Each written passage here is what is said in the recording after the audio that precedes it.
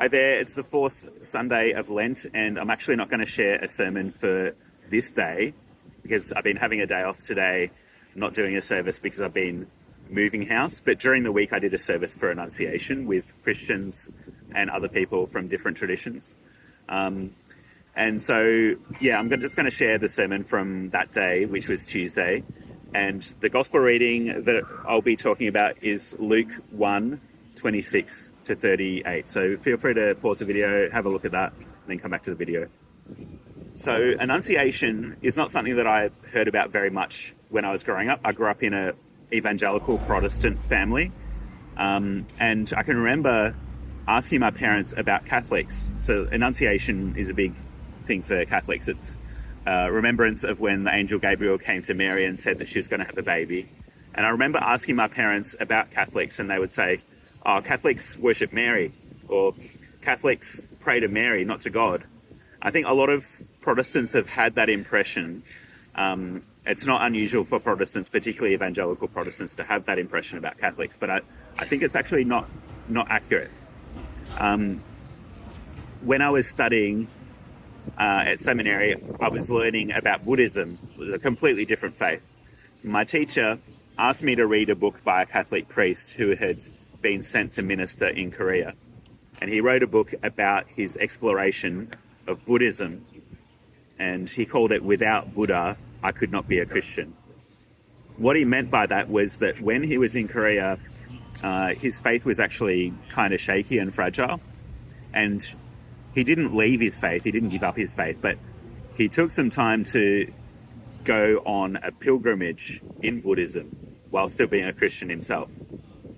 And he participated in Buddhist practices and then returned to his own Christian faith. And he found that on his return, he was able to practice his Christian faith in a new way, that a faith that had become really shaky and fragile was now firmer and deeper.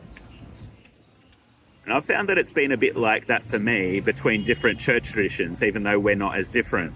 So attending Catholic Mass and learning from Catholics has challenged and deepened my faith as a Protestant. And I've appreciated Catholics who've challenged me to rethink how I see Mary and who've helped me to understand that they're honouring Mary, not worshipping her. So we're remembering the time of the Annunciation because it's 9 months before Christmas. And so we're remembering the angel Gabriel coming and bringing news to Mary, telling her that she would be a mother, even though she had never slept with a man.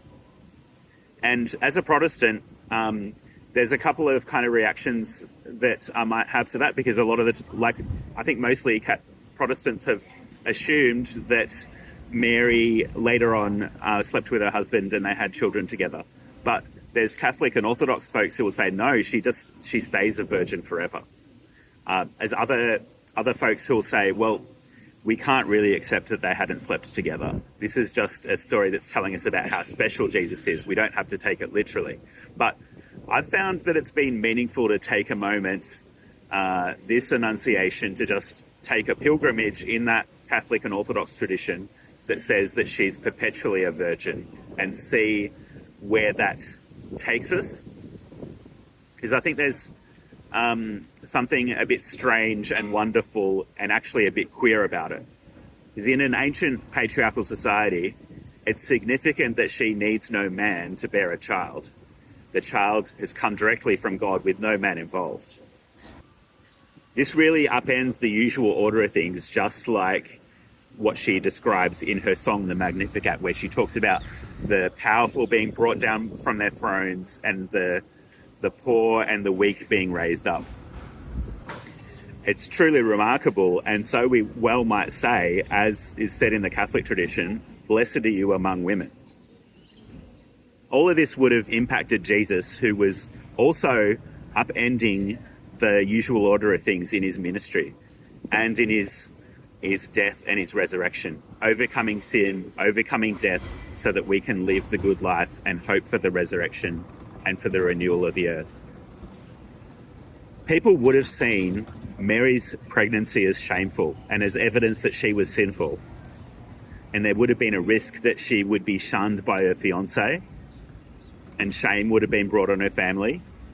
But in the church, The child who she bears means that she is most highly honoured. I hope that we see a day where the whole church can recognise how remarkable she is.